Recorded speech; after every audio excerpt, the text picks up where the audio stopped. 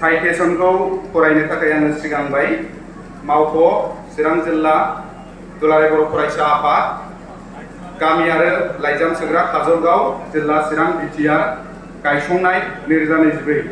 मान बिलाइ चिरां जिल्लानि सिङाव थानाय बर' बिजोंनि फरायसालियाव फरायनानै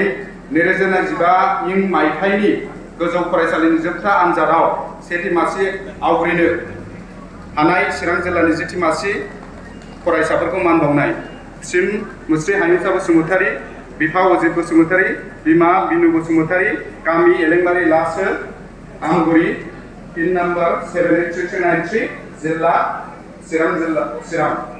अनजालु फरायसा गिबियावनो चिरां जिल्ला दुलाराय बर' फरायसा आफादनिफ्राय गाहाम हामलायनायखौ बावग्रोबाय सेबाजों खुंजानाय 91.17 जौखोन्दोजों UN एकाडेमि बिजिनियाव बर' बिजोङाव फरायना चिरां जिल्लानि सिङाव थानाय बर' बिजों फरायसालिनि मादावनो जिथि मासिनि गेजेराव सेथि मासि आवग्रिनो हानायखौ गोसो गोरबोयै बरायबाय। नै अनजालु फरायसा आंबो बर' बिजोंजों फरायनानै नों फरायसानि साबसिनै उथ्रिसारनो हानाया जोबोद बाख्नायथाव। बर' बिजोङाव फरायनानैबो गुन गोनां सोलोंथाइ लानो हायो बेखौ नों फरायसाया नैबे उथ्रिसारनायनि गेजेरजों फोरमान होबाय। बेनिखायनो चिरां जिल्ला दुलाराय बर' फरायसा आफादा नोंनि जारिमिनारि जाफुंसारनायखौ बरायबाय आरो गांसे मान बिलाइ बावबाय। नों अनजालु फरायसाया सोलोंथाइनि गुवारसिन अख्राङाव दावबायहैनानै सासे राफोद आरो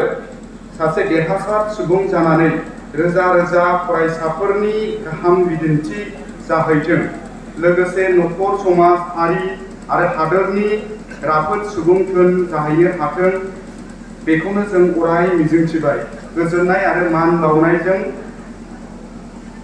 दिलीप कुमार बसुमतारी आफादगिरि चिरां जिल्ला दुलाराय बर' फरायसा आफाद रिदियान नार्जारी गाहाय नेहाथारि चिरां जिल्ला दुलाराय बर' फरायसा आफाद राजा बर' सोलोंथाइ नेहाथारि चिरां जिल्ला दुलाराय बर' फरायसा आफाद हामेश्वर बसुमतारी लोगो सोलोंथाइ नेहाथारि चिरां जिल्ला दुलाराय बर' फरायसा आफाद थावनि खयला मैना बाजार चिरां बिटिआर।